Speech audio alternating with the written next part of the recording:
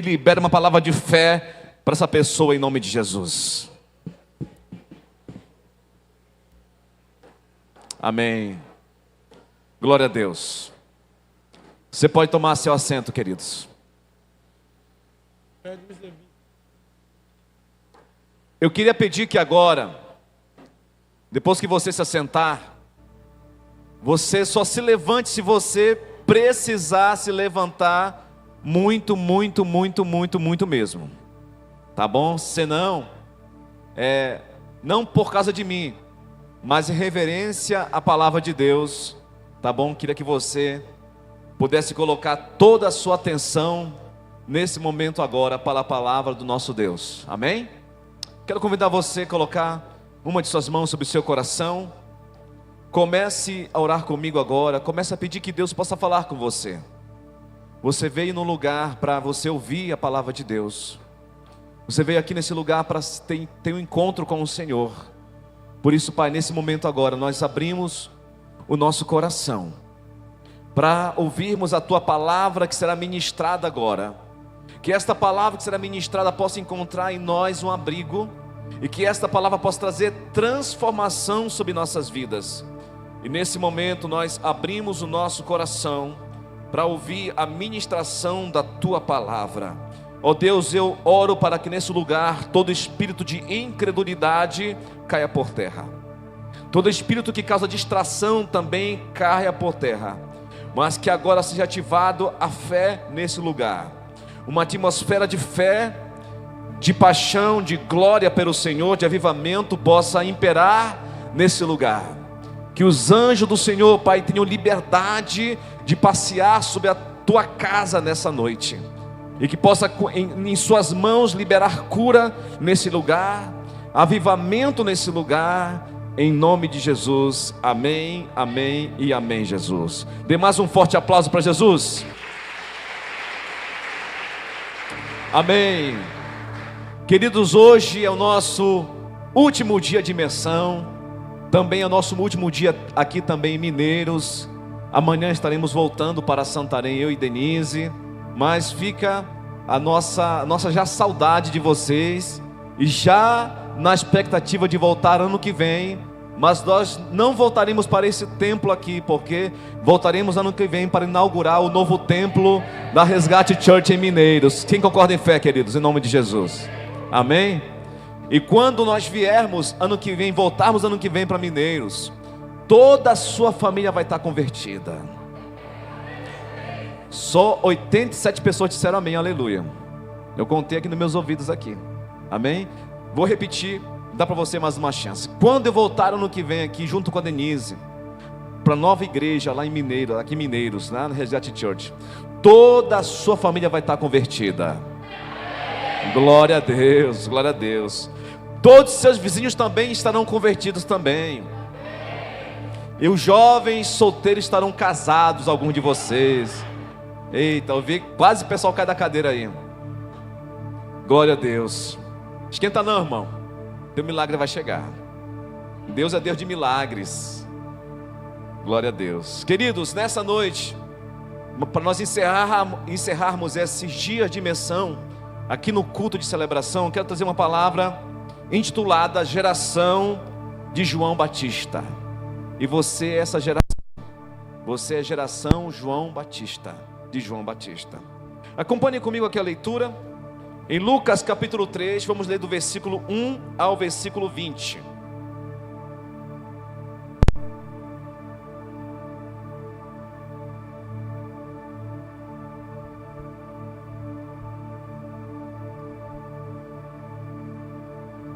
Diz assim a palavra, começando em Lucas capítulo 3. No 15º ano do reinado de Tibério César, quando Pôncio Pilato era governador da Judéia, Herodes tetrarca da Galileia, seu irmão Filipe tetrarca da Itureia e Triconíades, e Lisânias tetrarca da Abilênia, Anás e Caifás exerciam o sumo sacerdócio. Foi nesse ano que veio a palavra do Senhor a João, filho de Zacarias, no deserto. Ele percorreu toda a região próxima ao Jordão, pregando um batismo de arrependimento para o perdão dos pecados, como está escrito no livro das palavras do profeta Isaías: voz do que clama no deserto, preparai o caminho para o Senhor, façam veredas retas para ele. Todo vale será aterrado, e todas as montanhas e colinas niveladas, as estradas tortuosas serão endireitadas, e os caminhos acidentados aplanados, e toda a humanidade verá a salvação de Deus. Versículo 7, João dizia às multidões que saíam para serem batizadas por ele: raça de víboras, quem deu a vocês a ideia de fugir da ira vindoura? Deem frutos que mostrem o arrependimento, e não comece a dizer em seus corações: Abraão é o nosso pai, pois eu digo que destas pedras Deus pode suscitar filhos a Abraão. O machado está posto à raiz das árvores, e toda árvore que não der fruto será cortada e lançada no fogo. O que devemos então fazer? Perguntavam as multidões. João respondeu: quem tem 2 túnicas, dê uma túnica a quem não tem, e quem tem comida, faça o mesmo. Alguns publicanos também vieram a serem batizados. Eles perguntaram: mestre, e o que devemos então fazer? Ele respondeu: não cobrem nada além do que é estipulado. Então alguns soldados lhe perguntaram: e nós, o que devemos então fazer? Ele respondeu: não pratiquem extorsão e nem acusem ninguém falsamente. Contente-se com teu salário. O povo estava em grande expectativa, questionando em seu coração se acaso João seria o Cristo. João respondeu a todos: eu os batizo com água, mas virá aquele que é mais poderoso do que eu, que vai batizar vocês com o Espírito Santo e com fogo. E eu não sou digno de desatar as sandálias dos seus pés. Amém? Glória a Deus. Aqui nós vemos aqui em Lucas, no capítulo 1, no capítulo 2, falando de Jesus. Mas no capítulo 3, há um silêncio aqui. Lucas não fala mais de Jesus, então ele já começa falando de João Batista, que está no deserto, batizando pelo arrependimento das pessoas. Aqui eu gosto muito de Lucas, porque ele é muito detalhista no que ele está aqui trazendo o relato de João Batista. Então Lucas termina o capítulo 2 falando de Jesus no templo com 12 anos de idade. A partir de então não há nenhum registro de Jesus Cristo de 12 anos aos teus 30 anos. Já começa o capítulo 3 falando de João Batista, que estava no deserto. Então aqui Jesus já está também com 30 anos, pronto para exercer também o seu ministério. Então Lucas aqui, ele começa o capítulo 3 fazendo um registro do ministério de João Batista. Acompanhe comigo aqui. Aqui o que é importante observarmos é que Lucas toma o cuidado de mostrar como era o cenário na época de João Batista e de Jesus. Ele começa traçando aqui um cenário político, de como estava organizado, quem governava as tetrarquias da região da Judéia. Aqui Lucas, ele é bem específico em falar. Aqui, qual era o cenário político então aqui, do tempo que João Batista começa a exercer o seu ministério? Primeiro, reinado de Tibério César, sucessor de César Augusto. Esse período aqui era período de corrupção política e de muita violência. Vamos lembrar aqui que Roma está governando e os judeus estão debaixo de um jugo. Roma está estipulando impostos altíssimos, e aqui o povo está sendo massacrado. Roma está dominando aqui toda a região. Aqui ele faz aqui um cenário. Ele mostra aqui os cenários regionais. Quem está governando cada província, cada região? Quem são os governadores? E esta região aqui, quando Herodes o Grande, aquele que perseguiu as crianças, houve aquela grande matança dos meninos quando Jesus nasceu, ele já que não estava mais vivo aqui. O Herodes que está aqui governando é sucessor, são os filhos dessa família. Então quem está aqui governando essa província aqui é a família herodiana. Só para você ter aqui uma ideia de quem era que estava governando politicamente toda essa região no tempo em que João Batista prepara o caminho para Jesus, no tempo que Jesus está pronto também para exercer o seu ministério. Vamos aqui, eu quero trazer para você aqui um relato histórico sobre esta família. Herodes o Grande, ele teve 10 casamentos. Eu vou relatar aqui alguns episódios deste homem, para você entender com quem João Batista estava aqui se metendo. Quando ele casa com uma de suas esposas chamada Mariana, ele manda matar todos os nobres da família da sua esposa, temendo que os nobres pudessem então requerer o governo de Herodes. Então ele manda matar todos os nobres da sua família. Também mandou matar sua sogra. Quando ele faz uma viagem para Roma, temendo que sua mulher o traísse, ele também manda matar sua mulher. Ele tem 2 filhos que vão estudar em Roma. Salomé, irmã de Herodes, do mesmo perfil moral de Herodes, ela fala assim para Herodes: olha, teus filhos estão em Roma estudando. Eles serão maiores do que você, serão mais poderosos do que você. Ele manda então seus homens até Roma e manda degolar seus 2 filhos. Ele ordenou que quando ele morresse, ele queria choro em seu funeral. Ele disse: no dia que eu morrer, mande matar de cada família nobre de toda a região de Jerusalém, mande matar um membro de cada família nobre. Eu quero choro no meu funeral. Para você entender como que João Batista está surgindo nesse cenário cinzento de corrupção política, onde a família herodiana, uma família sanguinária, está exercendo o domínio político, de quando João Batista surge então aqui pregando a palavra de Deus no deserto. Ele traz também aqui, Lucas, um cenário religioso.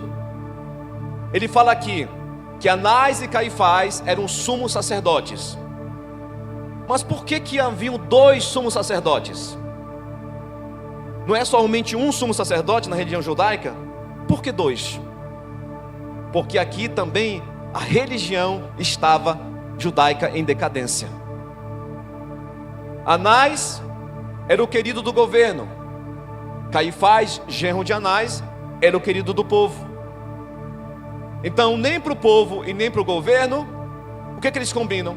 Nem eu nem você, nós 2 seremos então os sumos sacerdotes. Com isso eles arrecadavam grandes quantias por conta da religião, por serem sumos sacerdotes. Então observamos aqui que a política estava em decadência, período de corrupção e violência. E esse período aqui, que João Batista está no deserto pregando o evangelho, de corrupção política e violência, não é diferente o mesmo período que estamos vivendo hoje no mundo todo. É diferente? Não é diferente. Quero falar para você que aqui estou falando da ponta da linha, do início da história. O início da história político é igual o final que estamos hoje aqui, certo? Mesma geração, João Batista se levanta aqui, que prepara o caminho para o Salvador entrar e vir exercer o reino. Agora aqui no final da linha, a mesma geração se levanta para preparar a volta de Jesus para o arrebatamento da sua igreja. Amém? A mesma decadência religiosa que estava aqui no início, é a mesma decadência religiosa também que está aqui no fim hoje. Quantos escândalos em igrejas, quantas denominações não tem pregado o verdadeiro evangelho de Cristo. Mesma decadência. Aqui, João Batista, ele traça esse cenário. Mas veja bem, estava aqui no período de 400 anos que Deus não levantou nenhum profeta. Então estava em 400 anos de silêncio, que ninguém havia se levantado como profeta. Depois de 400 anos surge no deserto João Batista. Ele não está, a palavra de Deus não veio aos palácios de Roma. A palavra de Deus não veio aos sacerdotes. A palavra de Deus não veio aos sumos sacerdotes. A palavra de Deus veio a João Batista no deserto. E diz aqui a palavra que as multidões iam ter com João Batista no deserto. Não era um templo. Não era um templo que tem poltronas. Não era um templo que tem classe para criança. Não era um templo que tem água, que tem microfone. Não era um templo assim, não era nada confortável. Mas a palavra de Deus veio a João no deserto. Esse deserto hoje é um deserto que também estamos passando hoje, deserto de secura espiritual. Então a palavra de Deus vem nesses dias hoje também para nós, nesse deserto que nós estamos aqui. Vamos continuar aqui, acompanhe comigo aqui. Ele prepara o cenário religioso e agora ele tem um conteúdo da pregação de João Batista. Qual é o conteúdo da pregação? Qual é o tema da palavra de João Batista? Qual é o tema? Arrependimento e a ira vindoura. É sobre o inferno. As multidões estavam indo ouvindo João Batista. E nós temos hoje um grande problema, é que as pessoas elas querem escolher que palavras elas querem ouvir. Eu quero ouvir uma palavra de prosperidade, eu quero de bênção. E as pessoas vêm para as campanhas, porque as campanhas vão prometer que você vai parar com a vida desgraçada que você tem, e você vai parar de ser funcionário, você vai ser patrão, e você vai ter carro, mansão e aquilo mais. Mas esse não é o conteúdo da pregação de João Batista. Esse não deve ser o nosso conteúdo de pregação, porque isso aqui, irmãos, eu falei isso ontem. Prosperidade, ela é resultado de uma vida de obediência a Deus e organização financeira. Toda pessoa que dizima, oferta e é organizado financeiramente vai ser próspero. Não precisa fazer campanha. Não tem que fazer campanha para isso. A única campanha que tem que fazer para nós é para nossa libertação, para nos livrarmos desses pecados que os homens têm carregados: prostituição, adultério, mentiras, ciúmes, tudo aquilo que é da carne. É isso que temos que lutar. É essa pregação que confronta o nosso homem. Quando João Batista aqui ele está pregando, ele vê as multidões chegando. Ele fala assim, quando ele vê os religiosos chegando, religiosos que diziam ser filho de Abraão, ele sabia o que estava no coração dele. Ele fala assim, olha, não digam que vocês são filhos de Abraão, porque até essas pedras aqui, Deus pode transformar em ser filho de Abraão. Quando ele vê os religiosos entrando, o que ele fala? Qual é a saudação que ele diz para aquelas pessoas? Raça de víboras. Já pensou, irmãos? Pastor Newton nos saudar aqui. Amém, igreja, quero saudar todos. Raça de víboras. Mas hoje a pessoa não pode ouvir uma exortação. Igual mamão, riscou. Vou sair da igreja, vou sair da célula, não vou falar mais com fulano. Você nunca ouviu uma raça de víbora, irmãos. João Batista aqui, ele tem um conteúdo da pregação baseado nas escrituras. O que diz aqui? Segundo as palavras do profeta Isaías, aquele que prepara o caminho no deserto. Nós temos que hoje, irmãos, sair do nível de imaturidade e crescer na fé. Entender que a palavra de Deus, ela não vem para nos confortar, ela vem para nos confrontar. Vem para nos tirar do nosso comodismo. Porque foi assim que João Batista fez. Ele falou assim: olha, vocês que têm 2 túnicas, esse é o feito da pregação. Ele fala assim: Senhor, mestre, o que faremos então? O que ele fala? Vocês que são soldados romanos, porque os soldados romanos estavam extorquindo as pessoas, acusando as pessoas falsamente, para pagarem mais imposto ainda. Não dê falso testemunho, não cobre além do que é devido, não cobre além do que é estipulado como imposto romano, não leve acusação falsa de ninguém. E vocês que estão publicando, os cobradores de impostos, não cobre além do que é devido das pessoas. E você que tem 2 túnicas, dê uma para quem não tem. Faça o mesmo também com comidas também. Ou seja, a pregação de João Batista estava gerando o quê? De frutos que mostram o seu arrependimento. As obras não vão mostrar que eu sou salvo. Eu não sou salvo por causa de obras, mas quem é salvo, pratica as boas obras. Então, pare de roubar,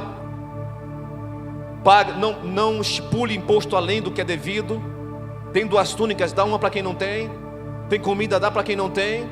Ou seja, esse é o efeito da pregação de João Batista. Então a pregação de João Batista aqui, ela tem um efeito de abrir o caminho, de preparar o caminho para Jesus. E quando você vai observar aqui, as pessoas que foram ouvir João Batista, os religiosos, que eram hipócritas, os soldados romanos que maltratavam o povo, os publicanos que extorquiam o povo, cobrando altos impostos. Depois de ouvirem essa pregação, João Batista falou assim: agora deem frutos que mostrem o seu arrependimento. Essa geração e gerações passadas nunca ouviram falar de um profeta, nunca tinham ouvido um profeta. Era a primeira vez que eles estavam ouvindo um profeta. Aquilo trouxe impacto. Isso começou a incomodar os religiosos. Isso começou a incomodar o governo. No versículo 15 fala o seguinte: que o povo estava com grande expectativa, questionando em seus corações se acaso João não seria o Cristo. Eles perguntavam assim: ele deve ser o Cristo, deve ser ele o Cristo. Versículo 16, olha o caráter de João Batista. Ele respondeu: eu os batizo com água, mas virá alguém mais poderoso do que eu, tanto que não sou digno nem de me curvar e desamarrar as correias da sua sandália. Ele os batizará com o Espírito Santo e com fogo. Ele traz a pá em sua mão, a fim de limpar a sujeira e a eira, juntar o trigo em seu celeiro, mas queimará a palha com fogo que nunca se apaga. João não traz glória para si. Quando João é elogiado aqui pelo povo, e o povo começa a exaltar João, ele fala assim: não, eu não sou o Cristo, eu sou apenas amigo do Cristo, eu estou apenas preparando o caminho, tanto que eu nem sou digno nem de me curvar e desamarrar suas sandálias. Olha o caráter desse homem, olha o caráter de João Batista. Mas sabe quem vem ter com João Batista? Ele estava lá batizando no Jordão, e Jesus vem para ter com João Batista, para ser batizado por João Batista. João Batista, ele prega a palavra conforme as Escrituras. Você lembra do episódio de João Batista? Ele perde a sua cabeça. Por quê? Porque ele foi confrontar Herodes. Ele foi confrontar aqui porque ele estava tendo um caso, tomou a esposa de seu irmão. Era uma questão que não tinha nada a ver com ele, mas João Batista foi lá confrontar. O que está acontecendo? Como que você pode fazer isso? Mas por que João Batista foi confrontar? Porque João Batista era inconformado com aquilo que era pecado. Assim também nós, irmãos, como geração de João Batista, temos que estar inconformados com tudo aquilo que é pecado. E por conta disso ele perdeu a cabeça. E eu penso que ele falou assim: eu perco a cabeça, mas eu vou falar umas verdades para esse cara aí. Ele tem que ouvir que isso é pecado. Quantas pessoas falam assim: não tem nada a ver, deixa a pessoa fazer. Se você é feliz, então tudo bem. Se não te acusa, está tudo bem. Se a tua consciência não te acusa, me mostra, irmãos, um texto na palavra que fala assim, que a tua vida é baseada pela tua consciência, onde a consciência é o balizador do homem, mas sim o Espírito. A paz de Deus é o árbitro em vossos corações, e o Espírito da verdade vai te mostrar toda a verdade. Você não deve ser guiado pela consciência. Você não deve ser baseado pelo seu achismo. Porque eu acho que isso não é pecado. O meu achismo, as minhas ideias não cabem aqui na palavra de Deus. Aquilo que eu penso não cabe aqui na palavra de Deus. Mas aquilo que a Bíblia diz, essa sim deve caber na minha cabeça e trazer transformação sobre a minha vida. Amém? Então é essa geração que tem que se levantar nos últimos dias. Uma geração santa, uma geração inconformada, que não está abraçada com o pecado, uma geração que prepara o caminho para a volta de Jesus. Quem que Jesus vai levar?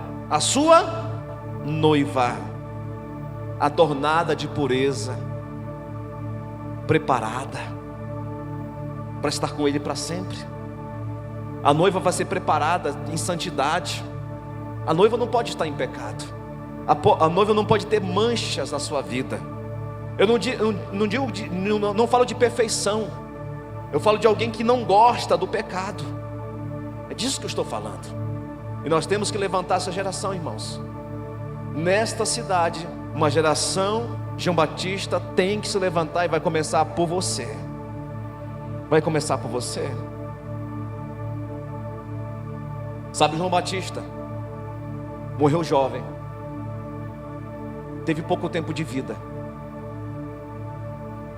morreu pelos seus 30 anos de idade. Ele teve pouco tempo, mas o pouco tempo que ele teve, qual é o relato que Jesus diz sobre João Batista? O que ele fala sobre João Batista? Dentre os nascidos de mulher, não há ninguém maior que João Batista. É forte. Ele está lá com o Senhor, está lá com o Senhor. Perdeu sua cabeça, mas falou umas boas verdades para a família herodiana, falou umas boas verdades para os publicanos, falou umas boas verdades para aqueles religiosos que estavam querendo apedrejar as mulheres, mas eram adúlteras em seus corações. Primo de Jesus. Quando Maria estava grávida de Jesus, e também Isabel estava grávida de João Batista, quando os dois se encontraram no ventre, houve ali um tremor. Era o profeta e o Messias ali, se conectando. No começo da linha, corrupção política, violência, pecado. No final da linha, corrupção política, violência, pecado. É o cenário ideal para Jesus virar a mesa. É o cenário ideal para ter uma revolução nesse deserto que estamos vivendo. Não há cenário melhor na história do que o cenário que estamos vivendo para um grande avivamento que vai acontecer na face da terra. Irmãos, eu não sei você, mas eu quero participar desse avivamento. Eu quero ser parte desse avivamento. Nessa geração atual, no deserto em que vivemos, a voz de Deus chegará a homens e mulheres, como a chegou a João Batista. Quando esta palavra vier sobre você, o que você vai fazer? O que João Batista fez quando a palavra de Deus veio sobre ele? Ele começou a pregar, ele começou a se levantar. E assim eu falo para você que nessa noite, a palavra de Deus vem também sobre esse deserto aqui, e vem sobre você, geração de João Batista. Uma geração diferenciada, que se levanta Uma geração que prepara o caminho para a volta de Jesus. Uma geração que prega o evangelho do arrependimento. Sem arrependimento, irmãos, não há remissão de pecados. Converta o vosso riso em pranto. É isso que precisamos para hoje. É tempo de arrependimento. É tempo de adornar as nossas vidas, nossas vestes, para nos encontrarmos com o nosso noivo, porque Ele virá. Não sabemos o dia nem a hora, mas Ele virá, e nós temos que estar preparados para esse dia. Eu quero convidar você a ficar de pé nesse momento. Já fique em reverência a Deus no seu lugar. Já fica com os olhos fechados nesse momento.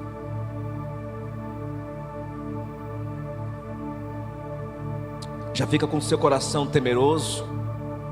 Já fica com o seu coração quebrantado. Já fica com o seu coração querendo mais de Jesus. Se hoje você se sente tão longe de Deus, se você se sente tão pecador, tão sujo, é o cenário ideal para você limpar suas vestes. É o cenário ideal para você pedir perdão pelos teus pecados. É o cenário ideal para você se arrepender. É o cenário ideal para você colocar a tua vida em ordem. Coloca a tua casa em ordem. Coloca a tua vida em ordem. Deixa que Deus possa hoje fazer uma revolução na tua vida agora. Deixa que Ele comece a fazer no teu coração a grande obra que Ele quer fazer.